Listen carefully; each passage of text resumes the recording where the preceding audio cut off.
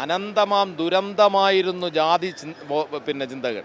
അതാണ് അതിനെല്ലാം നമ്മൾ ആ ദുരന്തങ്ങളെല്ലാം നമ്മൾ ഉദാഹരണത്തിന് സ്വാമി വിവേകാനന്ദൻ ഇത് ദീർഘവീക്ഷണമുള്ള മനുഷ്യനായതുകൊണ്ട് അദ്ദേഹം കടന്നു പോകുന്ന വഴികളിൽ ഈ ബോധമുള്ള ആളുകളെ കാണാൻ അദ്ദേഹത്തിനിടയായപ്പോൾ ദീർഘവീക്ഷണത്തോടെ അദ്ദേഹം പറഞ്ഞാണ് ഭ്രാന്താലയമാണെന്ന്.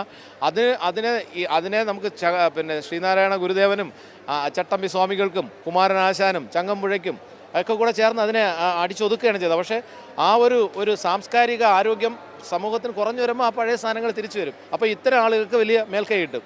അത് മനസ്സിലാക്കിയിട്ടും അധികാരത്തിന് വേണ്ടിയിട്ടും അങ്ങനെ നമ്മളെ മനുഷ്യരുടെ ഏറ്റവും വലിയ കുഞ്ഞു സെൻറ്റിമെൻസിനെ കയറി പിടിച്ചു കഴിഞ്ഞാൽ അധികാരം നിലനിൽക്കുമെന്നുള്ള ഒരു ബോധം നമ്മുടെ മനുഷ്യരുടെ ചില ആളുകളുടെ ഇടയിൽ ധാരാളമായി വന്നുകൊണ്ടിരിക്കുന്നുണ്ട്. അത് ചൂഷണം ചെയ്യാൻ കേരളത്തിലും വഴിയുണ്ടോ എന്ന് നോക്കുന്നതിൻ്റെ ഭാഗമായിട്ടാണ് ഞാനിതിനെ കാണുന്നത്. ഇപ്പം ബജറ്റൊക്കെ വന്നതല്ലേ, ഈ ബജറ്റൊക്കെ വന്നു കഴിയുമ്പോൾ ഉണ്ടാകുന്ന ജാള്യതയൊക്കെ ഇല്ലേ, അപ്പോൾ അതൊക്കെ മറികടക്കാൻ വേറെ പലതരത്തിലുള്ള മാർഗ്ഗങ്ങളെക്കുറിച്ച് ചിന്തിക്കുമല്ലോ.